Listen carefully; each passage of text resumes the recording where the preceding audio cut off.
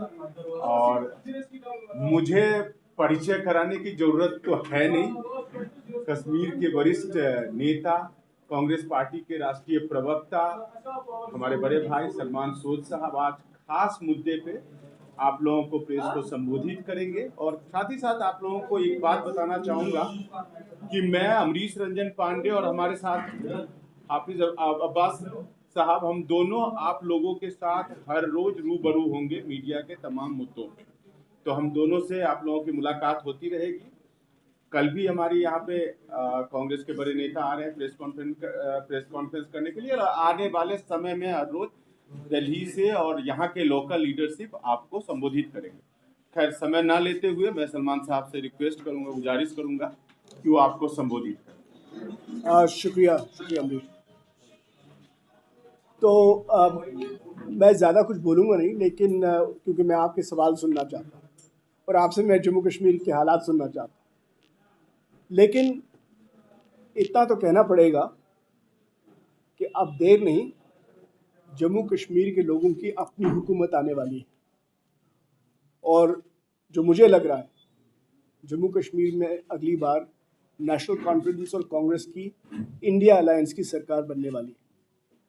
वो लोगों की सरकार होगी, जो लोगों के इश्यूज हैं उनको आगे ले जाएगी। Prime minister Modi, home minister Amit Shah, BJP, इन लोगों ने जम्मू कश्मीर के लोगों को बहुत तंग किया। इनके दिलों पे बहुत बड़े जख्म इन्होंने ढाए। इनकी वजह से हमारा स्टेट नहीं रहा। इन्होंने हमारी इज्जत को कम किया। इन्होंने हमारे नौजवानों का बुरा हाल कर दिया है।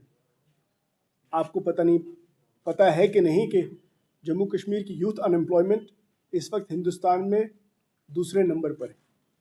जम्मू कश्मीर की जो औरतें हैं उनकी अनएम्प्लॉयमेंट पूरे इंडिया में हाईएस्ट। जम्मू कश्मीर के जो रिसोर्सेज हैं वो जम्मू कश्मीर के लोगों के लिए नहीं है। जो गवर्नमेंट के कॉन्ट्रैक्ट हैं वो बाहर के लोगों को ज़्यादा मिल रहे हैं, इसमें कोई छुपी बात तो है नहीं। यहाँ तक कि इस जम्मू कश्मीर की रेत पे भी हमारा हक नहीं है। ये हाल इन्होंने बनाया है जम्मू कश्मीर का। मैंने ये सुना, अब पता नहीं आप कह सकते हैं ये सच है या झूठ है, कि लेफ्टिनेंट गवर्नर, एक अनइलेक्टेड आदमी जो उत्तर प्रदेश में शायद सियासत करना चाहते थे, वहाँ से उनको निकाला शायद, वो कहते हैं कि यहाँ पे भाई सर्विसेज वगैरह जो फ्री सिस्टम था वो हम बंद कर रहे हैं, यहाँ पे आपको फी देनी पड़ेगी। जम्मू कश्मीर के लोगों का जहाँ पे बेरोजगारी का इतना बुरा हाल है, वो फी मांगने जा रहे हैं। मैं कहता हूँ उनको नौकरी दो और फीस लो, नौकरी दो, फीस लो। 2019 से अब तक इन्होंने 65,000 गवर्नमेंट पोस्ट वेकेंट रखे हैं। 65,000। एक छोटे से स्टेट के लिए, मैं इसको यूनियन टेरिटरी नहीं मानता, मेरे लिए स्टेट हमेशा था, है और रहेगा। 65,000 सरकारी नौकरियां। हमारे जो नौजवान लोग हैं वो कहाँ ना, उनकी वो एज उनकी बढ़ती जा रही है, वो ओवर एज होते जा रहे हैं, और ये ऐसे काम में लगे हुए हैं। हम फीस बढ़ाएंगे, फीस ले लेंगे। भाई आप कौन होते हैं? आपकी हुकूमत खत्म होने वाली है यहाँ पे। और उनके जो बॉस हैं, जो उनके रिमोट कंट्रोल पे जिनके रिमोट कंट्रोल पे हमारे लेफ्टिनेंट गवर्नर नाचते हैं। होम मिनिस्टर अमित शाह जम्मू जाते हैं, जम्मू के लोगों को कहते हैं कि इस बार हुकूमत जम्मू के लोग बनाएंगे। जैसे भी कि वादी के लोग उनके लिए कुछ मायने नहीं रखते। वो इसलिए कहते हैं क्योंकि उनको लगता है कि हम डिवीजन से, भाई को भाई से अलग करके, जम्मू का वोट कंसोलिडेट करके, कश्मीर में प्रॉक्सीज को खड़ा करके, फ्रैगमेंटेशन करके हम जीतेंगे। लेकिन मैं उनको कहना चाहता हूँ, 2019 के बाद जितने जम्मू और कश्मीर के लोग साथ हो गए, क्योंकि जो इनसिक्योरिटी लोगों की ज़मीन के मतलब है, जो इनसिक्योरिटी लोगों की सरकारी मुलाजमत के मुतल्लिक है, ये जम्मू में भी है, कश्मीर में भी है। स्टेटहुड जम्मू के लिए भी है और कश्मीर के लिए भी है। तो वो तो डिवीजन करना चाहते हैं, वो इधर मणिपुर बनाना चाहते हैं। शर्म की बात है कि हिंदुस्तान का प्राइम मिनिस्टर, जो रियासत जल रही है 1.5 साल से, वहां एक बार नहीं गया वो प्राइम मिनिस्टर।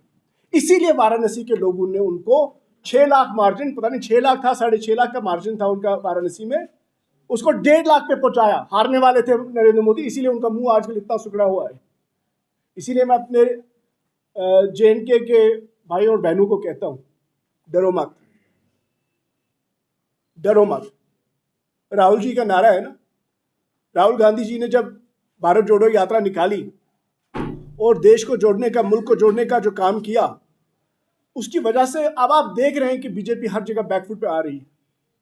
उनके जो ये हथकंडे हैं, हम जम्मू को कश्मीर से अलग करके जम्मू में बड़ी सीटें बटोरेंगे, फिर जम्मू कश्मीर में हम प्रॉक्सी पे प्रॉक्सी को खड़ा कर देंगे, इंडिपेंडेंस को खड़ा कर देंगे, छोटी छोटी पार्टियों को खड़ा कर देंगे, उसे वोट कटेगा और नेशनल कॉन्फ्रेंस और कांग्रेस की अलायंस को नुकसान होगा और हम हुकूमत बनाएंगे, पैसे खर्चे करेंगे, जैसे करते ना पैसा खर्चा, हर जगह पैसा खर्चा करते, उनको लगता है हुकूमत बनाएंगे। लेकिन जम्मू और कश्मीर कोई भी एरिया हो, लोग इस वक्त वेट कर रहे हैं कि कब इलेक्शन आएगा और उनका वोट उनके हक के लिए होगा। सिर्फ उनका हक नहीं मिलेगा। देखिए, राहुल गांधी जी ने कहा है स्टेटहुड के बारे में, चाहे बीजेपी कुछ भी कर ले, यहां का स्टेटहुड तो मिलेगा, चाहे कुछ भी हो जाए।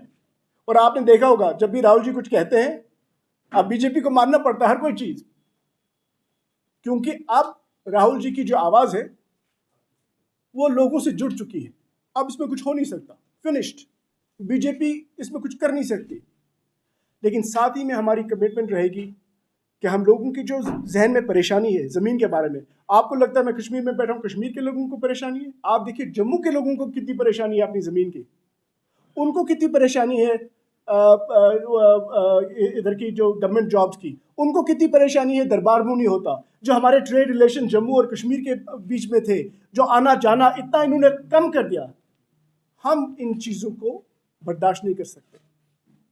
तो खरगे जी आए, हमारे कांग्रेस प्रेसिडेंट आए, आपसे भी मुखातिब हुए, उन्होंने कुछ अनाउंसमेंट्स की। अभी हमारा मैनिफेस्टो इश्यू होने वाला है, उसमें और ज़्यादा अनाउंसमेंट्स होने वाली है। लेकिन कुछ रिमाइंड करा दूं कि खरगे जी ने कहा, स्टेटहुड के अलावा, इन चीज़ों के अलावा, उन्होंने कहा कि हर इस घर में जहाँ पे female head of house hold, जिस घर में सीनियर औरत हो, उनको 3,000 रुपये महीने दिए जाएंगे।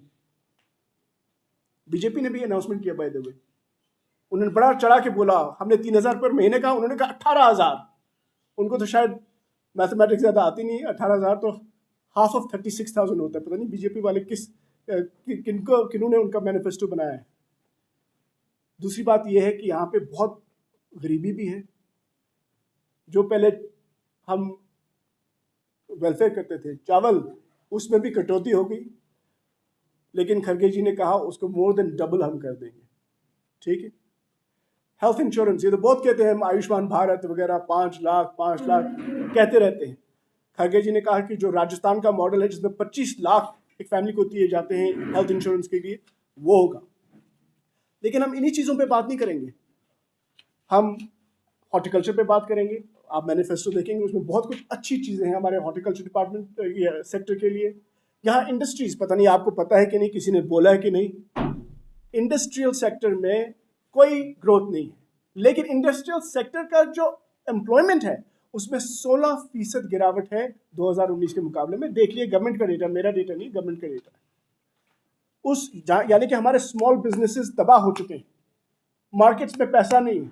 और ये कहते हैं सब ठीक है, कहते हैं टूरिज्म देखो, टूरिज्म देखो, कहते ना, आपने सुना बीजेपी वालों को कहते हैं टूरिज्म देखो। ये कहेंगे 2 करोड़ टूरिस्ट आए। आपको पता है कि 85 जो गवर्नमेंट का डेटा है, आपको इसको देखना चाहिए। गवर्नमेंट के डेटा में ये जो 2 करोड़ के करीब इन्होंने दिखाया 2023 का, 85% जो टूरिज्म है वो जम्मू का है। आप बताएंगे कैसे? कैसे? माता वैष्णो देवी का जो वो आता है ट्रैफिक, उसको भी टूरिज्म में आप डालते हैं। ठीक है, कश्मीर का इंक्लूडिंग अमरनाथ यात्रा 15% होता है। अब ये कहेंगे 2 करोड़, क्या आप लोगों को ये पता है कि 2011 में जम्मू कश्मीर में 1 करोड़ 30 लोग आए? पता है आप?